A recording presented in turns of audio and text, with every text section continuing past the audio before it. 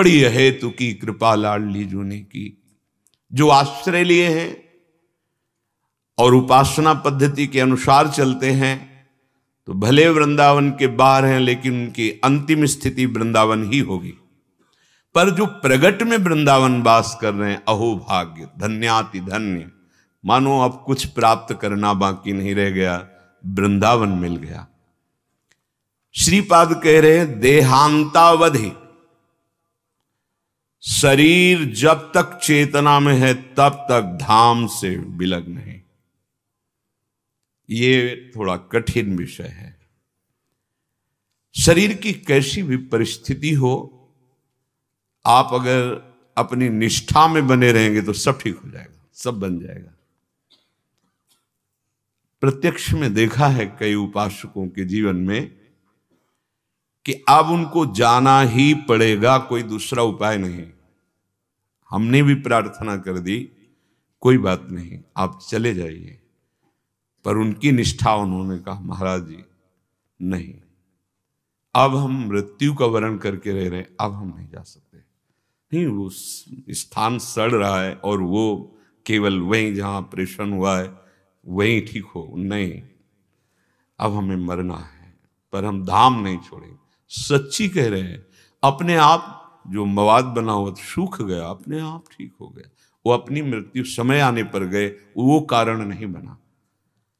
लाडली जो हमारी सर्व समर्थ हैं, हमें घबराना नहीं कि कोई परिस्थिति शरीर के आ गई तो हम घबरा जाए, नहीं, ठीक है, बुलावा आया है अगर इसी रूप में, तो हम इसी बात के लिए यहां वास कर रहे हैं कि हम यहां राधा राधा पुकारते हुए शरीर छोड़ें, रज में तड़पते हुए प्यारी जू की स्मृति में, प्यारी जू की चरण रज में, और हमारा अंतिम विश्राम स्थल हो गया। धैर्य रखना पड़ेगा, इसमें बहुत धैर्य की, बड़ी विचलता की परिस्थितियां आती हैं, बड़ी विचलता की। देहांतावधि, मुझे मरना है, हमें नहीं चाहिए दवा, नहीं चाहिए सुविधा, जिनके लिए जीवन अर्पित किया है अब कलंक नहीं लगने देंगे, अब उन्हीं के लिए, ये उन्हीं के बल से, अपना बल नहीं, उन्हीं के बल से। अनंत ब्रह्मांडों के स्वामी उनके अधीन हैं, हमें चिंता नहीं करनी। जब हम ये देख लेते हैं कि अरे यहां कोई सुविधा देने वाला नहीं, घर में तो सुविधा है, फिर चूक हो जाएगी। इसीलिए इस मार्ग में चलने वाले पथिक को पिछले कदम को पूर्ण रूप से हटा लेना चाहिए, नहीं परिस्थितियां ऐसी आती हैं कि फिर अगला कदम हटाना पड़ता है। सच्चा भगवत मार्ग का पथिक अगला कदम नहीं हटा सकता, चाहे काट दिया जाए। निष्ठा निष्ठा होती है, कैसी भी परिस्थिति हो। शरीर छूटना है ना, बस इतना ही तो होगा ना, ठीक है।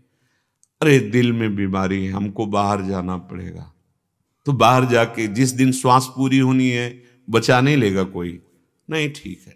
ये भगवत रसिक जी महाराज कह रहे हैं, जो कछ लिखो लीलाट दुख सुख देह संग, भुगते गो जहां जाएगो या सिद्धांत भंग, या सिद्धांत अभंग तजत क्यों धीरज प्राणी, वृंदावन परिहरे प्रिया प्रीतम रजधानी।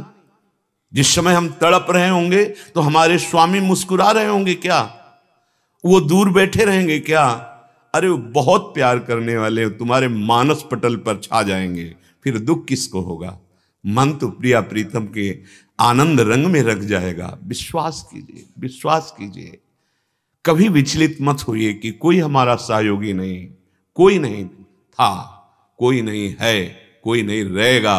वही हमारे हैं, वही हमारे थे, वही हमारे रहेंगे, हम पहचान नहीं पाते। विश्वास कीजिए, बार बार इसलिए कह रहे हैं विश्वास कीजिए कि ये विश्वास से ही आपका धैर्य पुष्ट होगा, नहीं तो हाथ पैर मारना बंद नहीं होता। और हाथ पैर मार के भंवर से बच नहीं सकते, और हाथ पैर मारना बंद कर दो भंवर ही खत्म हो जाएगी। ये ऐसा मार्ग, विश्वास कीजिए, बिन विश्वास भगति नहीं। सो पुनीत, शरीर भी पवित्र और हृदय भी पवित्र, जिसकी जिह्वा पे नाम सवायाभ्यांतर शुचि, बाहर और भीतर दोनों जगह से पावन हो जाता है, जिसकी जिह्वा पे नाम चल। सोई कुलवंता,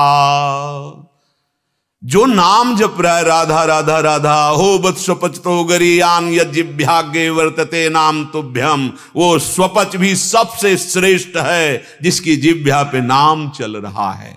सोई कुलवंता जाको निशिवास रही,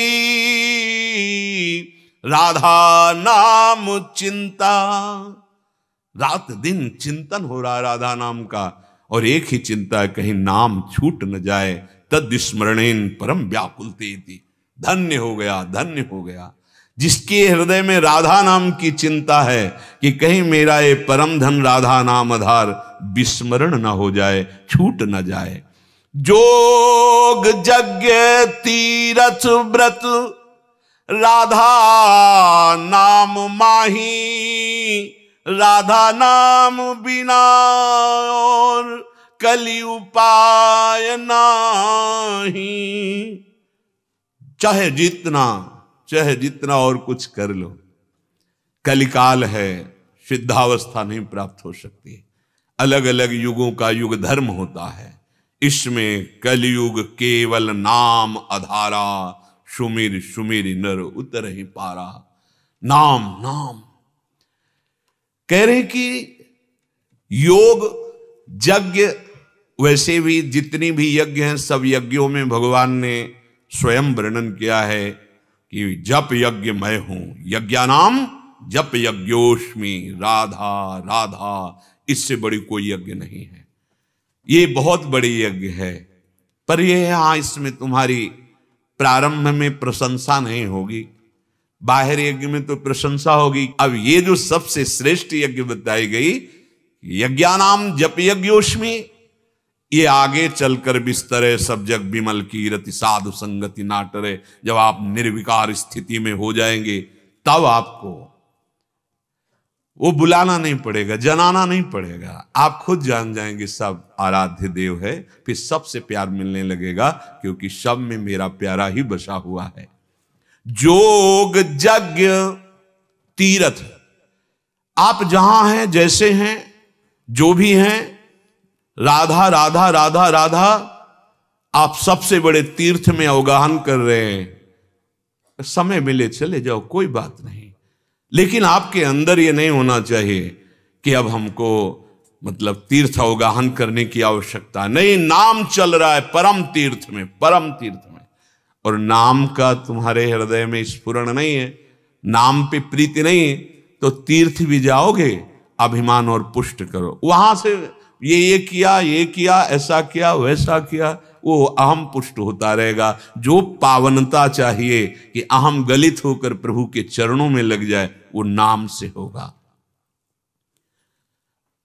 कह रहे कि जितना फल योग में, यज्ञ में, तीर्थ में और व्रत में, बड़े बड़े अनुष्ठानों में, वो नाम की बराबरी नहीं कर सकता। पीछे भी वर्णन हुआ है कि वो 16वें अंश के बराबर भी नहीं है जो नाम जापक को लाभ मिलेगा। नाम बिना और कलि उपाव नाही, अगर नाम नहीं चल रहा तो फिर कलयुग की ऐसी चाल है कि वो सूक्ष्म तत्व पर पहुंचने ही नहीं देगी। अध्यात्म एक बड़ा सूक्ष्म मार्ग है, इसमें बाहरी कोई दिखावा, बाहरी कोई मान प्रशंसा की चाह, ऐसा नहीं। ये अंतर्मुखता का है, वो एक गुप्त मार्ग है, अंतर ही इसका मार्ग चलता है। उसको बहुत छिपाया जाता है, अंतर की वृत्ति को, जिससे हम उस परम तत्व में स्थित हो जाए या उससे हमें प्रेम हो जाए। वो अध्यात्म एक बड़ा गुप्त मार्ग है, जो हम बाहरी वो अध्यात्म की तरफ ले जाने वाला नहीं बनता। उसका आंतरिक उद्देश्य बाह्य होता है, नहीं तो छिपाना ही छिपाना होता है, छिपाना ही छिपाना। बहुत बड़े महापुरुषों के सानिध्य मिले हैं, गंगा जी के भी किनारे पावन धाम में भी छिपाना ही छिपाना होता है। अगर गुरु कृपा है तो दृष्टि से पहचान लो कि किस कोटि के महापुरुषों को कृपा करके समझावे, नहीं उनके बाह्य लीला से तो समझ ही नहीं सकते हैं। बोले जो स्थिति है वह नाम प्रदान करता है, राधा नाम बिना और कलि उपाव नाही, सबको सार राधा राधा कबहू नहीं बिसरिए। सबको सार, सार के सार कृष्णचंद्र जी, कृष्ण नाम, वही राम, वही वामन, वही नृसिंह, सब रूप उन्हीं के नाम वो स्वयं जप रहे हैं। श्रीमद् राधा सुधा निधि और हमारे रसिक महापुरुषों की वाणी में यहां वेद प्रमाण नहीं है, यहां वेद का जो स्वरूप है, रस स्वरूप है, वो रसिक जनों ने देखा है। तो भगवत रसिक जी कहते हैं यहां वेद रसिकन की वाणी, जो ब्रह्म तत्व सार वस्तु है उसका बोध किए हुए महापुरुषों ने जब कृष्ण रूप का कृपा पूर्वक अवगाहन किया, स्वाद लिया, तो बोले कृष्णात् परम किमपि तत्व हम न जाने। कृष्ण से बढ़कर कोई और तत्व है? मैं परम तत्व श्री कृष्ण, श्रीमद्सूदन सरस्वती जी। और श्री कृष्ण स्वयं हरि रसना राधा राधा रट, यद जापा सकृदेव गोकुल पते राकर्ष का तत्क्षणा। ये वृंदावन का रस है, ये गूढ़ विषय है। वृंदावन के डाल डाल पात पात में, एक एक कण में यहां राधा राधा समाया हुआ है। हमारा मलिन हृदय इसलिए हम नहीं समझ पा रहे। राधा बोले सबको सार, जैसे उनका कृष्णात् परम तत्व हम न जाने, तो कृष्ण का सार है किशोरी जी।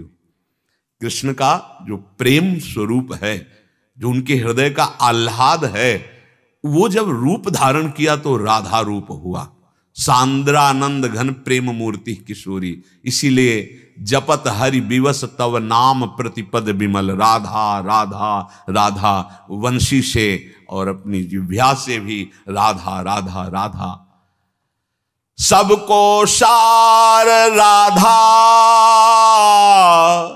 कबहू नहीं बिसरिए, राधा नाम लेके अब भव सागर तरिए। बहुत मीठा, बहुत सरल, सार का सार स्वयं परम तत्व श्री कृष्ण, जिस नाम को जपते राधा राधा राधा। आपको वृंदावन आने को मिला, आपको वृंदावन में सत्संग मिला, राधा नाम महिमा सुनने को मिली।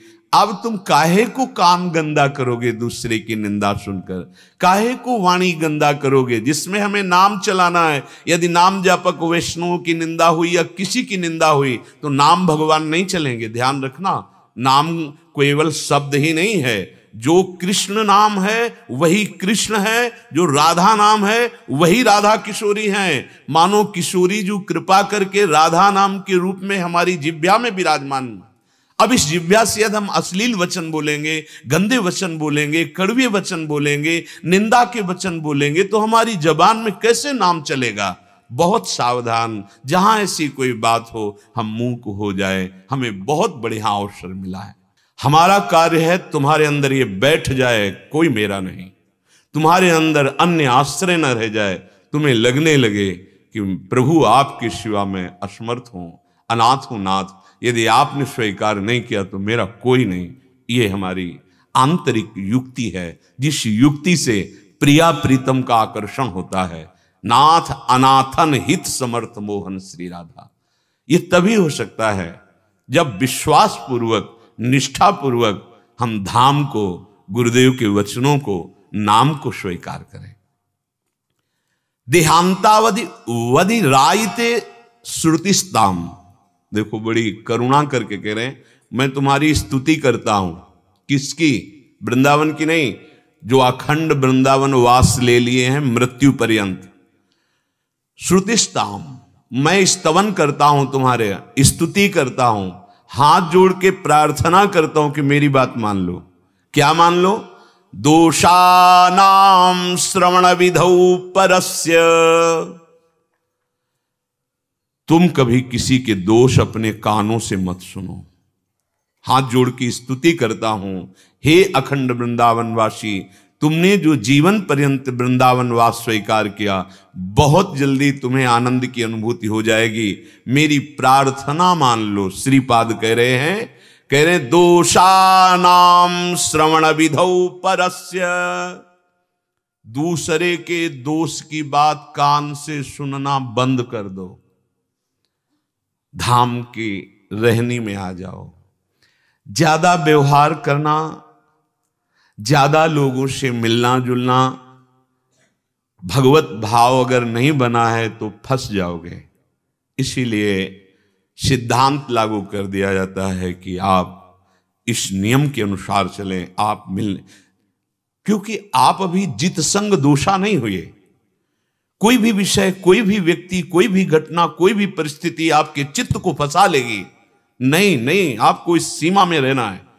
और सीमा में रहते रहते जब परिपक्व हो गए तो आप पूरे विश्व में तुम्हें कोई नहीं फंसा सकता। जित संग दोषा विषयान ग्रहणंत मुंचंत हुआ, कैसी महिमा है।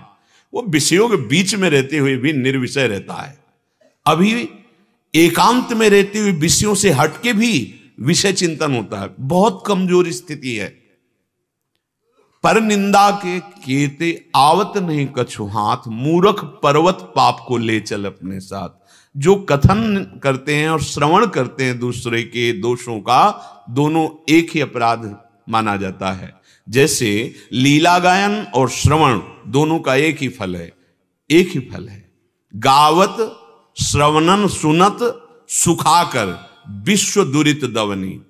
प्रियालाल की लीला का गायन करना और लीला श्रवण करना दोनों बराबर फल प्रदान करते हैं। ऐसे ही पर निंदा करना और पर निंदा सुनना दोनों बराबर फल प्रदान करते हैं। क्या फल? पाप की गठरी। क्यों? आपका लक्ष्य वृंदावन वास करके प्रिया प्रीतम से मिलना है, तो क्यों किसी की निंदा सुनो? अगर कोई निंदा कर रहा है, राधा राधा राधा राधा, कान में अंगुली डाला, ऐसा आदेश है। संत शंभु श्रीपद अपवादा, कही सुनीतः असमर्यादा, काटी जीव तासु जो बसाई, श्रवण मूंद नत चले पर आई। भगवान की निंदा, भक्तों की निंदा, संतों की निंदा, भक्ति की निंदा आदि आदि जो कर रहे हैं, तो बोले मर्यादा है ऐसी, या तो उसकी जबान बंद करो और या कान में उंगली डालो, चल दो। भक्त का स्वभाव लड़ना झगड़ना नहीं है। हमें उसके प्रति कोई व्यवहार नहीं करना कटु ना प्रिय, हमें उदासीन हो जाना है। कान में उंगली डाले, राधा राधा राधा चल दिए। बहुत जल्दी आपका भजन बढ़ने लगेगा। ये जो भजन विक्षिप्त होता है ना, तो आप निंदा नहीं करते पर सुन लेते हैं, ये बहुत बड़ी हानि हो जाती है। हम किसी की जब बड़ाई करेंगे तो सावधान रहें, देखना शब्द रपट जाएगा और किसी की निंदा कर बैठेगा।